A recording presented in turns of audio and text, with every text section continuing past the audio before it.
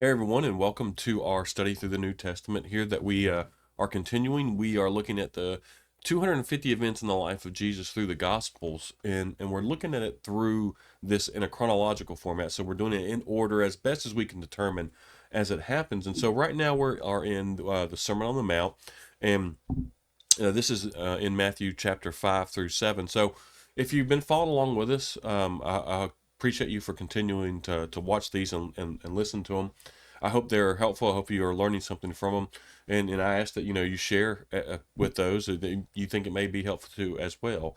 And it also ask that if you haven't taken the chance to subscribe to our channel, go ahead. We're going to continue to do different studies like these. We're going to broad off. Right now we're going through the New Testament chronologically. We're going to take some pauses as we do this and actually go into some other subjects, dive a little bit deeper into some other areas. But right now we're going to finish up the Gospels first, and then we'll dive into that. But today we're looking at Jesus teaching about lust. And so this comes from Matthew 5 verses 27 through 30. And really it's a short little section, but there's a lot that's really said here uh, with this particular lesson. And there's a reason he starts with this, right? And it depends on what the version of the Bible you said. Some may say teaches about lust, some may say teaches about adultery, and so we're going to dive into this. There's a reason he hits this first before what we're going to look at tomorrow, which is he's going to teach about divorce tomorrow. And I want to put that together because a lot of times we'll take these sections of scripture and we isolate them by themselves. Like, oh well, she's just talking about adultery here. This is all he's talking about. And then it's like, oh well, he's just talking about divorce too here. And it's like, no, let's put it all together in the context of why he's talking about adultery, right? And what he considers adultery before we even get to divorce, right? And so we'll look at this, but I wanted to throw that in there because sometimes the writers of the New Testament and Jesus they build on each other as they go through, and unfortunately, too many times we like, oh we want to talk about a subject. It's like, oh well, we'll just talk about this section right here, and we don't look at the whole context of what the Bible is saying, and so we miss the meaning, or we misinterpret things, or we pull things out of it by just reading one or two verses and apply those as gospel. And it's like, no, look at the whole context of what Jesus is talking about, or the writer is talking about here. So with all that said, I wanted to introduce it that way because it's going to play into what we talk about tomorrow as well. But Jesus here talking about lust, and he also talks about adultery in there. And he says, so I want to read this one since it is a short. With verse 27 and 28, he says, you have heard the command that says you must not commit adultery, right? But I say, anyone who even looks at a woman with lust has already committed adultery with her in his heart. Now, you can apply this both ways. It's not just him and her. He's talking or speaking in a masculine form. A lot of that was because there was a lot of Pharisees. A lot of this is directed towards the Pharisees and the Jewish leaders at that time, and the Jewish men and stuff like that. But this also applies to women as well in this. And so we need to make sure that we understand that, and understand that that he's not just talking about men. And we're going to talk about that tomorrow too, because we got to be careful with how we interpret that as well. And so in verse 27, 28, right, the Old Testament forbid having sexual relations with someone other than his or her spouse, right? That's Exodus 20 verse 14, right? But Jesus here is saying, and so what would happen, the Pharisees would try to bend the rules, and as us humans, we do this all the time. It's like, well, I can look at someone, I can lust after someone, as long as I don't sleep with them. Like we talked about with murder, it's like, well, as long as I'm not the one who's murdering them, then it's okay. And you try to find these loopholes, and Jesus saying, no, look, right? If you even look after a woman in a lustful desire way, you've committed adultery with her in your heart, right? And so it's not a you have to physically do it. If you act it out, if you think about it as if you're going to do it, then that's just as bad as actually doing it. And that's what Jesus is saying here. He's saying if the act of doing it is wrong, then the intent or the intention of wanting to do it is wrong as well. And so it's not just enough to be faithful to your spouse with your body. You've got to do it with your mind as well. And you excuse me, you can't just say, oh, well, I had never actually slept with someone, but I lusted after all these women, so that's okay. That's not being faithful to your spouse. And so we need to make sure that we understand that. And the other thing that we need to look at too here is because some people will take this too far. And and there's a fine line. We got to be careful. But he's not condemning a natural attraction to the opposite sex, right? He's not. If you see someone and you're like, oh well, that woman's pretty, or that woman's beautiful, or that man is a handsome man, or there's nothing wrong with being attracted to the opposite sex. Well, that's natural, and a lot of that you can't turn off, right? You can't just. We're built that way, and so, but what if it turns into a deliberate, right, a repeated filling one's mind with the act of, ooh, I really, not only is she pretty, but there's some other things I'd like to do. That's where you're taking it too far, and you're going way too far with it, and you don't, and you need to make sure you learn to control your thoughts. We talked about that yesterday. It's not just enough to control your actions. You need to be able to control your thoughts, and you always move in the direction of your strongest thought. So if you have a strong thought about wanting to do something with someone, then there's a good possibility that you could be tempted into actually doing that.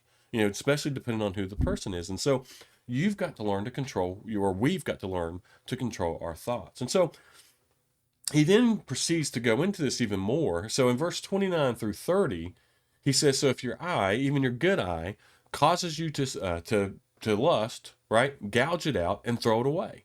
Now that's pretty harsh. And he says, it is better for you to lose one part of your body than for your whole body to be thrown into hell. And then he repeats it again.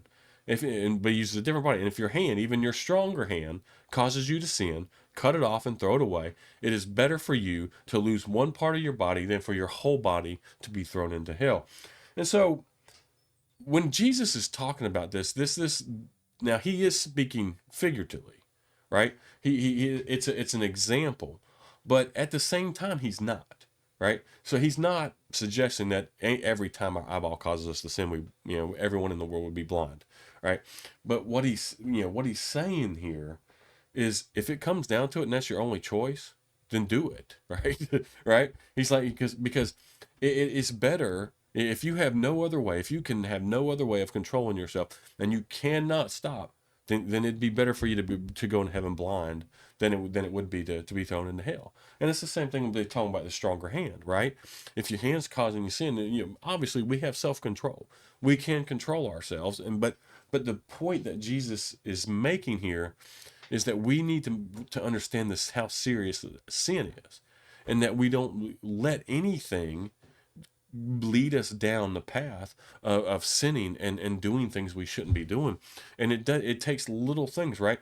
It takes the little thoughts, the innocent thoughts, then you move them a little bit further, and move them a little bit further. And Jesus saying, look, man, if anything that causes you to do that, you need to cut it off. You need to cut it off. And that's what we need to learn, right? If you have a problem with alcohol, cut the alcohol off. Don't drink it. Don't put yourself in situations where you will be around alcohol, right? If you have a problem with lust, right, then don't be going to places on your phone you shouldn't be going, or something that there, or putting yourself in situations where that something may cause you to act. And that's what Jesus is saying here. But he's also saying, when it gets down to the bottom line of it, look, if you don't have any other options, it's much better to maim yourself.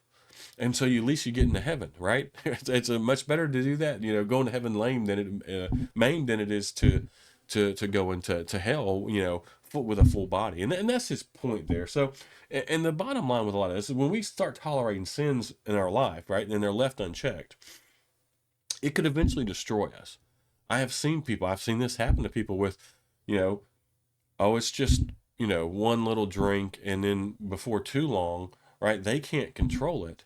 And then before too long, they're a full-blown alcoholic and they've ruined their entire lives. So you can do that with drugs. You can do that with pornography. You can do that with all kinds of different, types of substances and addictions and other things, sins that we have in our life. And so what Jesus is saying here and pointing out is, it's better for us to experience the pain of removal of something, right? And typically it is, right? Typically that's a painful experience of having to remove something out of your life that's causing you to sin. But, or, we got to get rid of those bad habits, right? If anyone's ever tried to break a habit, whether it's a sinful habit or not a sinful habit, right? Those are hard. It's painful. But we need to go make sure we go through that and understand that pain in order for us to not end up in hell. And so we need to make sure that we understand that and do that. And so I sometimes I hear a lot of people say, well, we don't need to take this literally. Okay, he is using that as an example, but I think in the end he is saying, look, if you have to, I think he's being literal about it. Now, please don't go around, saying, oh, I got to cut my hands off, stuff like that.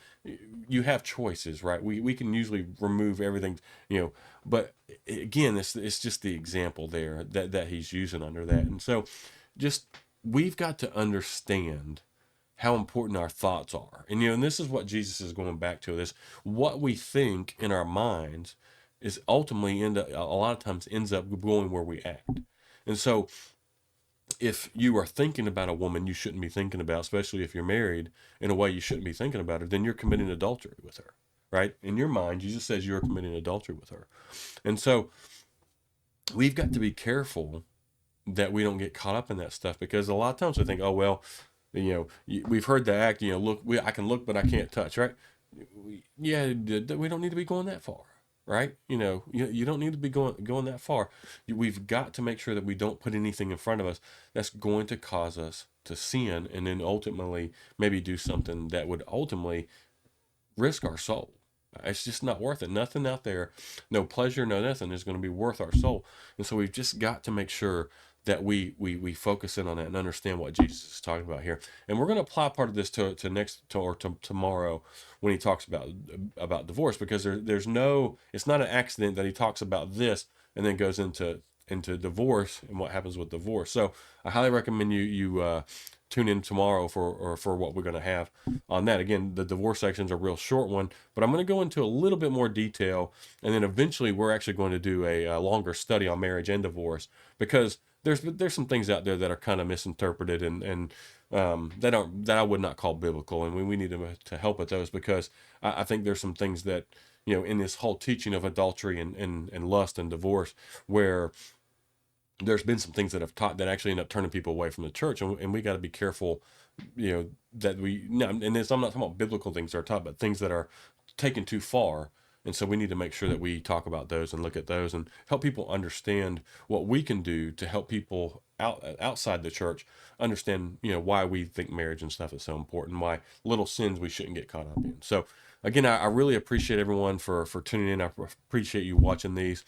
Like I've asked before, share them if you think it's going to be helpful. Subscribe to our channel. And as always, thank you for watching.